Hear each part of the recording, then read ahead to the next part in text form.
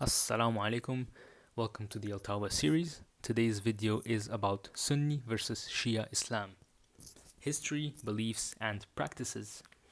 Before we start off the video today, I just want to mention one thing: that just because someone is Shia or Sunni doesn't, mean they're not a Muslim. Because at the end of the day, they still believe in Allah Subhanahu wa Taala. And guys, please don't fight Sunni versus Shia. I don't like this as well. Nobody really likes this, especially the Prophet or Allah Subhanahu wa Taala. We are one ummah and we should respect each other. So, introduction: Islam after the Prophet Muhammad sallallahu alaihi wasallam. So he passed away in 632 CE, and the Muslims faced a question: who should lead the community? Because the Prophet is gone now, yeah? Who should be the leader? And there was a different answer that led to the development of Sunni and Shia branches. So, just to keep it clear, both groups follow the Quran and Hadith, but they differ in leadership and certain historical interpretations. So, let's get to Sunni Islam. So, Sunni Islam is the largest branch of Islam. It consists of 85 to up to 90% of Muslims.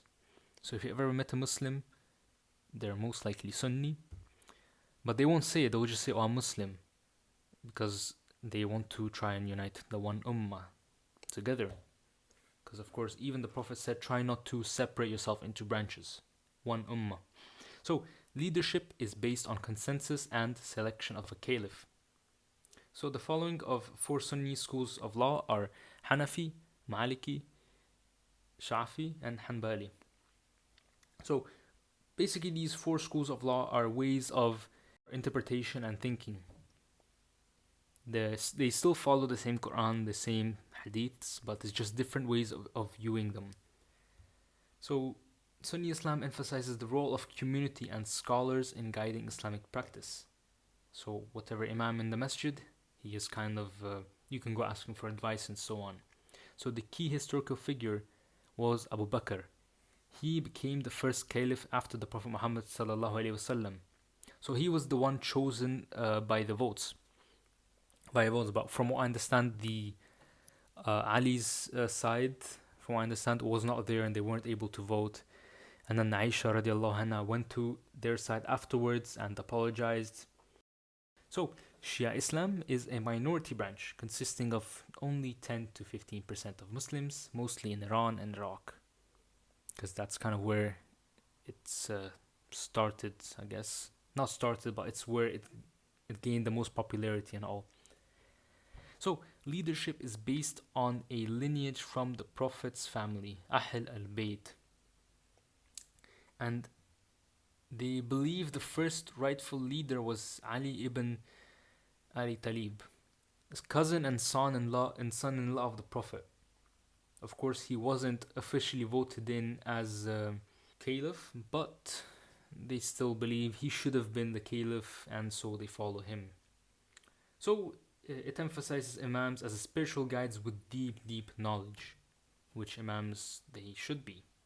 If there is an imam in the masjid, they should be the most knowledgeable one and all. They should be able to answer all your questions. So historical events like the Battle of Karbala shaped Shia practices and their beliefs as well. So let's get to the similarities and the shared beliefs. There is unity despite the differences, guys. There's unity. Both Sunni and Shia follow the Quran. They share the same 5 pillars of Islam, which is the Shahada, Salah, Shahada, which is declaration of faith, Salah, which is prayer, Zakat, which is mandatory charity, Psalm, which is fasting during the month of Ramadan, and Hajj, which is the pilgrimage to Mecca. And they both respect Muhammad sallallahu alaihi wasallam as the last prophet. They both respect him. So there's always emphasis on prayer, charity, and good character in both.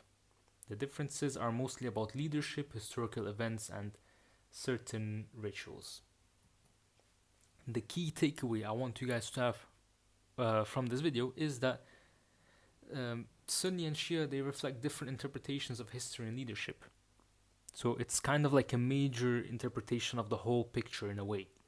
Both schools seek to follow God's guidance and the Prophet's teachings. It's not that they hate each other, they both want to worship Allah subhanahu wa ta'ala, but they just have different ways of viewing some things. The differences should be seen as intellectual and historical diversity, not division. One ummah, again. The overall message, unity and faith. That's what I want you guys to know. We're all together. We share most of the values, and we should just not divide into branches like the Prophet had warned about. And yeah, that's kind of it. Thank you guys for watching this video. And yeah, I wish you guys a wonderful rest of Ramadan. I wish you guys a happy Eid. And yeah, that's kind of it. Have a good day, guys.